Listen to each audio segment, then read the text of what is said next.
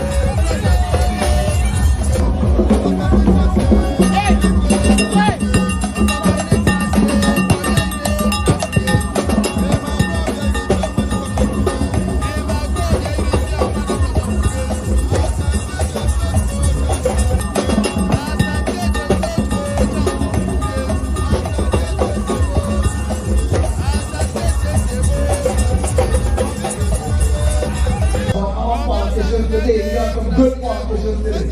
But back in that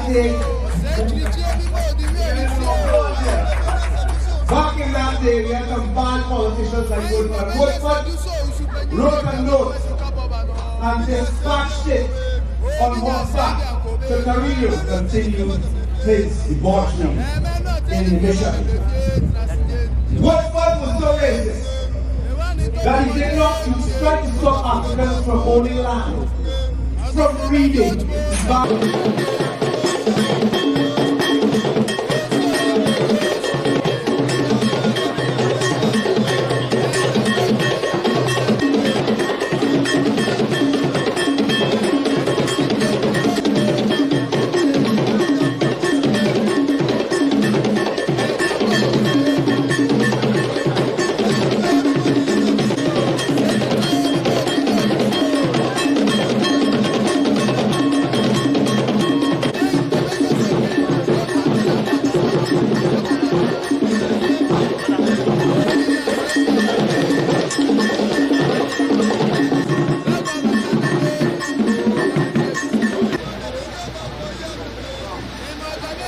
Brothers and sisters, is the one organized the first Pan-African Conference in 1900, which set the tone for liberal influence in the way that he set up his organization, his work, by a Trinidadian to avoid our ancestors. And the vast majority of that the moral consent emancipation that is about to emerge in this new environment. And let me tell you, it's not a fate. Brothers and sisters, let us welcome Dr. the Honorable Keith Rowley, Prime Minister of the Republic of Trinidad and Tobago, and Mrs. Rowley.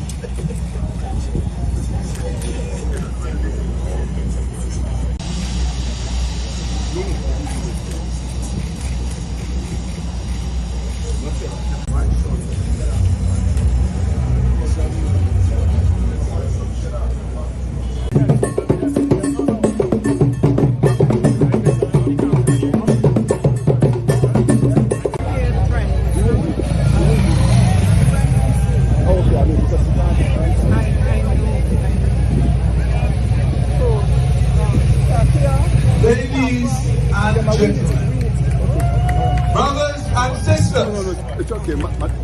all the way from West Africa, Ghana, let us welcome our special guest for Emancipation 2023, His Majesty Otumbo Osei Tutu II, the Ashanti, King of the Ashanti Kingdom.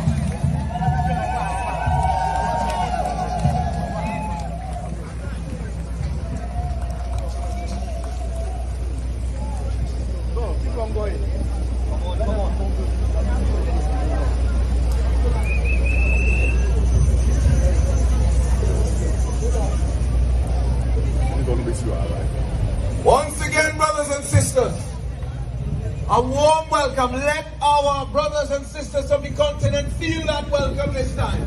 With our voices, with our hands, let us welcome His Majesty Otumbo Osei Tutu II, the Ashanti, the King of the Ashanti Kingdom.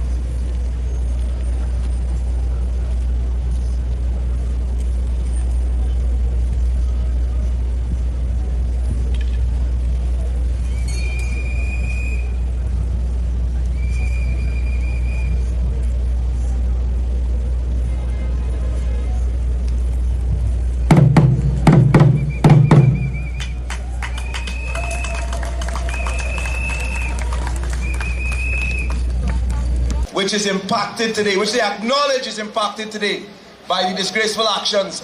And let me tell you how significant that is. Akwaba Ababa Rima I greet you in the name of our glorious and courageous ancestors, those near and those far, requesting respectfully that they render mercy and bear witness to our words and deeds this Emancipation morning. A happy, reflective, and introspective emancipation to all. All members of the national community, all members of the regional community, and all members of the international community. Happy emancipation to all.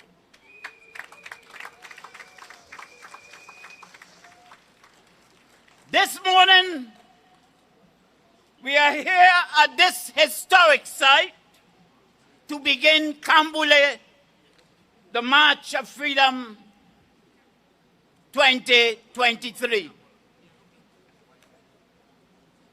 Let me remind you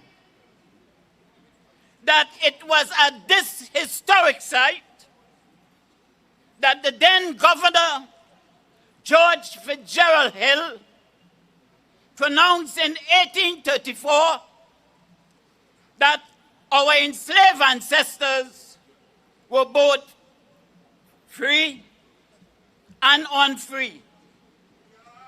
In an amazing piece of doublespeak, according to Dr. Tony Martin.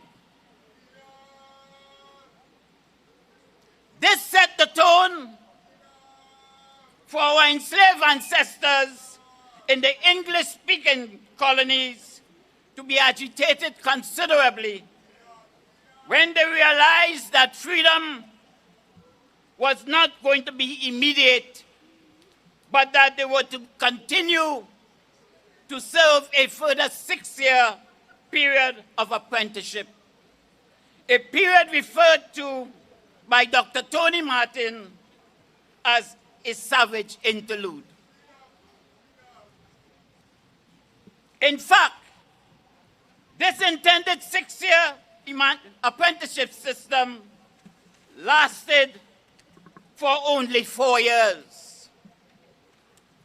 It was at the end of this 4-year savage interlude that our ancestors were deemed free men and free women.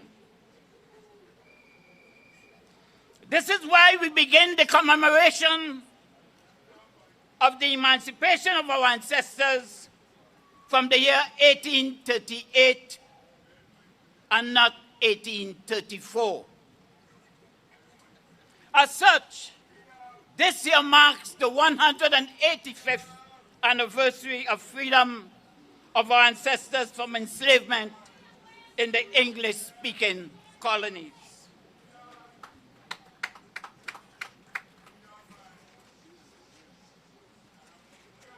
Undoubtedly, our existence as an African people did not begin in enslavement. So we are here in remembrance of all our ancestors who, according to Professor James Small, left us a legacy of great civilization, a body of literature, both written and oral, as well as the great institutions of philosophy, science, and religion in Kemet, now known as Egypt, Nubia, Ethiopia, West Africa, an area where our Royal Majesty and his ensemble came from. Zimbabwe and South Africa, just to name a few. In addition, we are here to remember and pay our respects and appreciation to our ancestors who survived the disruption of their communities and the rupturing of their lifeline on the African continent. Further, we remember those who suffered and those who survived the horror of the Middle Passage, and all those who survived the indignities and injustices experienced under chattel enslavement in the Americas. Therefore, we remember their strength, their courage, and their resilience in staying the course that was traumatic and humiliating, but survive so that their sons and daughters can live in a world they are helping to reshape amidst the many challenges. Today, we also show our gratitude to the multitudes who, despite their enslavement and their consequential psychological pains, gave humanity many discoveries, inventions that aid in the further enhancement and development of human civilization.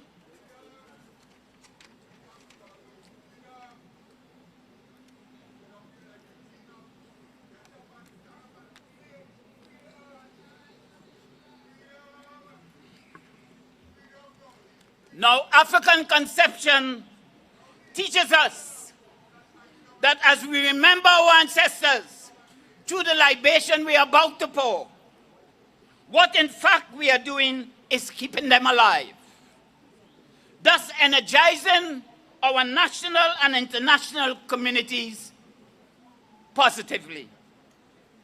The libation energizes the ancestors, and they in turn energize us, since they are responsible for the gifts and the talents and the achievements of our people. As we pour this libation, we acknowledge our ancestors for giving us life and for being a source of inspiration. And the energy transfer in this process build the consciousness of our being. This consciousness will liberate the mind and empower us in efforts to continue the growth and development of our community, thus confronting the many contemporary challenges we face as a people, now and in the future, with dignity and courage. Hence, the occasion we commemorate brings a joy to our hearts and a smile to our faces, according to Frederick Douglass. Indeed, today we are overjoyed to have among us, for this year's commemoration, the Ashanti, His Royal Majesty, the Ashanti King Utufu Osei Tutu II, and his ensemble.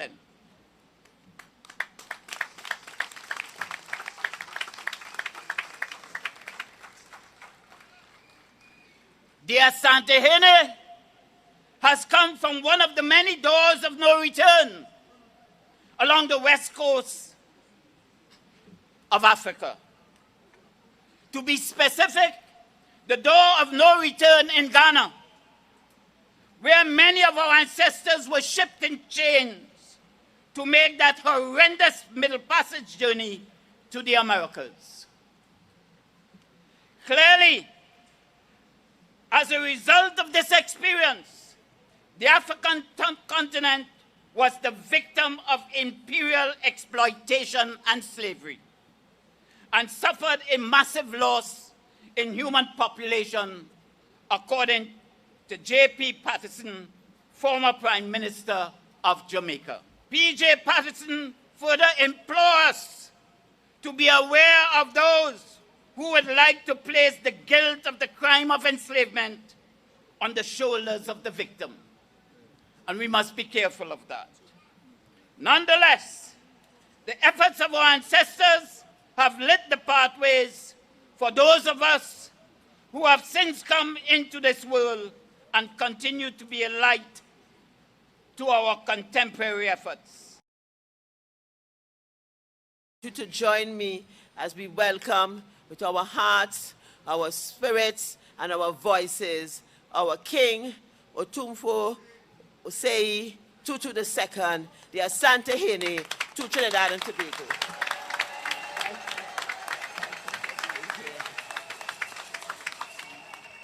Extend a special good morning to our Prime Minister of Trinidad and Tobago, Dr. Rowley, Keith Rowley. Yes. And Mrs. Rowley, welcome. To our line Minister of Tourism, Culture and the Arts, the Honorable Randall Mitchell. Welcome, Minister. And to all the other ministers who are here with us, all our special guests, all the chiefs, the entire entourage, the dancers, the drummers, all of those who have come here to celebrate this 185th anniversary of emancipation in Trinidad and Tobago. And when I look upon you, you always make me want to sing. And my voice is saying, oh Lord, the freedom morning come. What we say? Amber Tyler. Yes, the freedom morning come. Oh, freedom morning come. Tyler. That's how our ancestors would have felt many, many years ago. And it is that inspired display that we call Freedom Morning Come every year. You all know I'm not a good singer, so forget that part. Right? But I just want to say welcome. I don't want for a long conversation at this time. I know you've been standing in the sun for a while, but your spirits and your energy are so powerful. And I thank you this morning for being your beautiful selves, your regal selves, your powerful selves, because you can feel the energy. And that's what is most beautiful about Emancipation Morning. And with our diaspora energy, and this energy that we are also feeling from the continent, I know that we know who we are this morning. And who are we? Africans. Who are we? Africans. Who are we? Africans. Power to you, my brothers and sisters. Ashi. Minister of Tourism, Culture and the Arts. Let's welcome him with a lusty round of applause. Ladies and gentlemen, 185 years ago on this day, one of the darkest chapters in our collective past came to an end. The occasion of the emancipation of African enslaved people in the British colonies. Today, as we gather on this auspicious celebration of Emancipation Day, I stand before you as Minister of Tourism, Culture and the Arts with a heart full of gratitude. We commemorate the resilience and strength of our ancestors who fought tirelessly for freedom and dignity. It is a day of remembrance and reflection, a day that holds deep significance in shaping the tapestry of our nation. So today, I too am pleased to welcome His Royal Majesty, who is present with us to share in our celebration of freedom and growth as a people. As the Minister with responsibility for culture, I wish to emphasize the crucial role that our cultural heritage plays in shaping our national identity. Our cultural heritage is the bedrock of our identity.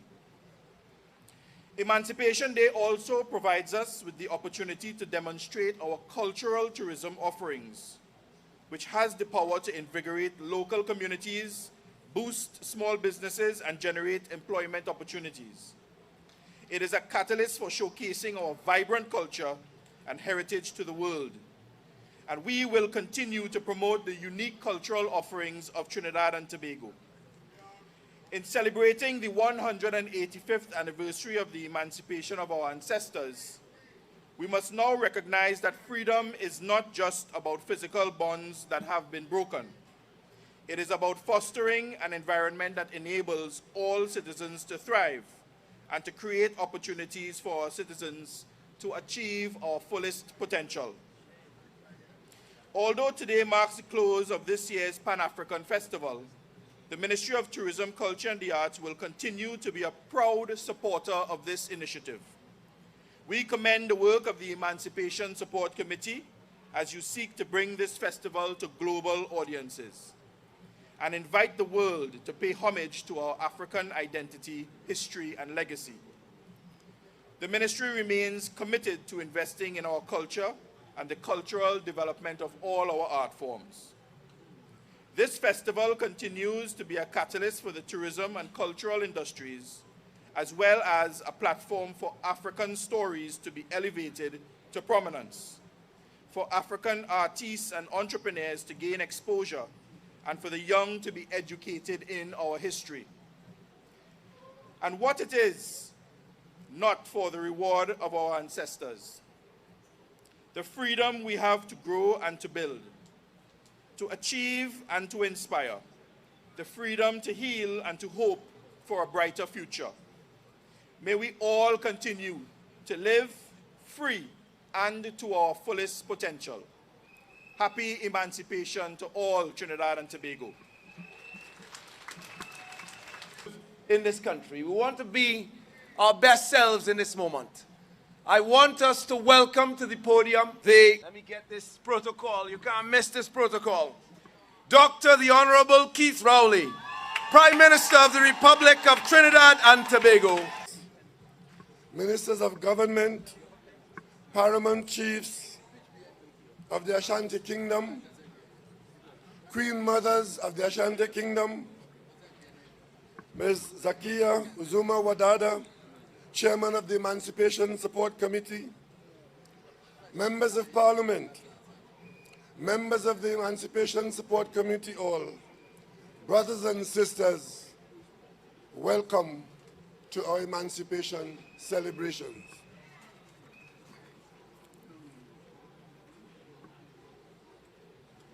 This is a welcome to our long-lost family.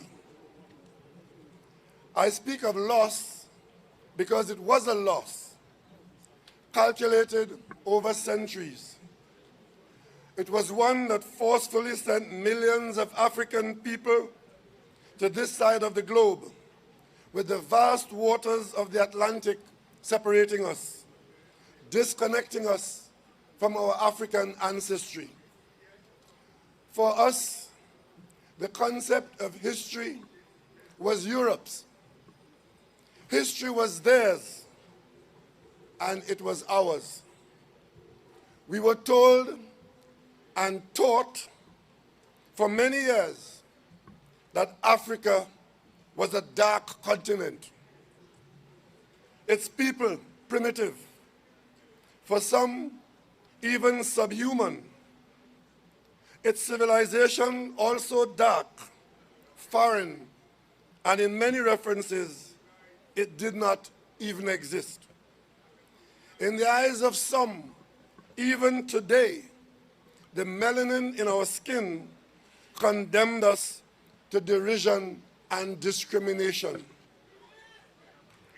So generations of the enslaved on this side of the Atlantic grew up knowing little or nothing of Africa's history, the diversity and greatness of its peoples, its ethnicities, its empires, their wars of resistance to European domination, and of Africa's contribution to world civilization.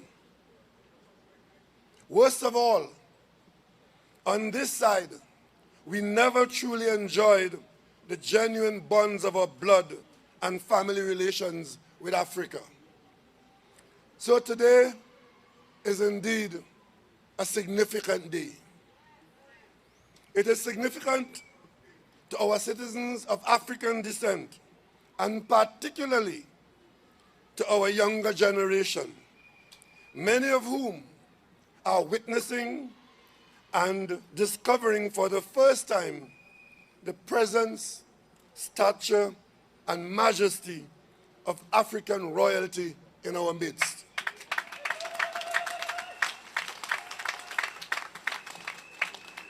Hopefully, from today, the word "there," which implies something foreign, other, or of distant ownership, will be changed, and we will begin to share and embrace every aspect of both our lives as ours, meaning that on both sides of the Atlantic, African people will see the oneness that we carry within us. Then we will be separated only by the narrowing of the Atlantic Ocean. Your Royal Highness, we in Trinidad and Tobago are indeed appreciative of this visit, and particularly at this time, as we commemorate the emancipation from African enslavement in 1838. Historians on both sides of the Atlantic have written volumes on the torturous experiences of our ancestors, who in some parts of the Americas were equated with animals in the fields, to be flogged, bought and sold, and the idea of family was erased with extreme brutality. Enslavement over some 400 years meant not only dawn to dusk work in the fields, but a destruction of all of the enslaved's cultural support. His or her personhood, their family systems, religion, music, art, culture, language. This being our lot, the concepts of ownership, asset, and wealth were clearly not meant for us, according to them. One historian describes us, the descendants of the enslaved, as victims of an African cultural holocaust. Another historian suggests that there should be a middle passage plan for Africans, with Europe giving reparations to areas of the diaspora, similar to the reconstruction designs of the Marshall Plan, which was effected after World War II. You will no doubt be familiar with the continuing efforts and appeals in this area to the former European colonizers. Some, the direct beneficiaries of this Holocaust, prefer to write new revisionist history to pretend that it didn't happen. Some pat us on the shoulder to say to us, let's just move on. It couldn't have been all that bad.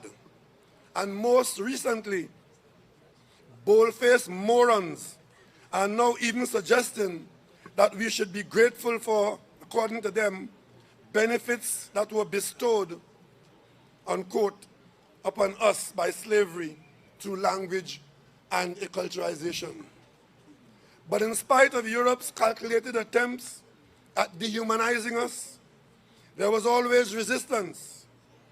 As C.L.R. James, one of Trinidad and Tobago's foremost literary figures, concluded, African slaves fought back powerfully with the contents of their minds, the memories, the logic, and the resilience of their people. I speak proudly today that what C.L.R. James identified some 80-odd years ago continue to be realized in the contributions of citizens of Trinidad and Tobago to the world stage. For example, we have created and given the world our steel pan, our calypso, our soca music. We have gone on to influence musical forms even in Africa. We have done so, creating the world's first gas-based economy, developed innovations in the oil industry, established the world-class Point Lisa's industrial estate. We can cite our achievements in sport, literature, education, and many other fields, with our scholars occupying major positions at many locations around the world. We are also proud that after serving on the United Nations Security Council at an earlier time, this September, our country will assume the presidency of the United Nations General Assembly. We in Trinidad and Tobago have not been that distant to not have observed and pay homage to you, Your Royal Majesty. We have recognized your personal background, your preparatory early work, life and training in the United Kingdom and Canada, and we acknowledge your achievements, particularly your Pillar of Peace Award for the settlement of differences between two royal families, and of course, your chancellorship of the Kwame Nkrumah University of Science and Technology. I should note here today that the founding father of Trinidad and Tobago, first Premier and first Prime Minister, Dr. the Honorable Eric Eustace Williams, a colossal figure in the decolonization period of the 1950s and 60s, was a close friend and fellow traveler of your President Kwame Nkrumah. This too can be said of C.L.R. James, who I mentioned earlier, and also George Padmore, another distinguished son of this soil and a guide to Ghana's independence. He was certainly one of the significant figures in the early Pan-African movement in London. We are proud to acknowledge and understand that Padmore's name continues to be treated with its much-deserved respect in Ghana. The existence and featuring of the George Padmore Library in Accra is testimony of our long and trusted bonds. On behalf of the people of Trinidad and Tobago, I had the opportunity to kneel and plant a tree in the yard of that library. I am told that it is glowing gloriously and beautifully.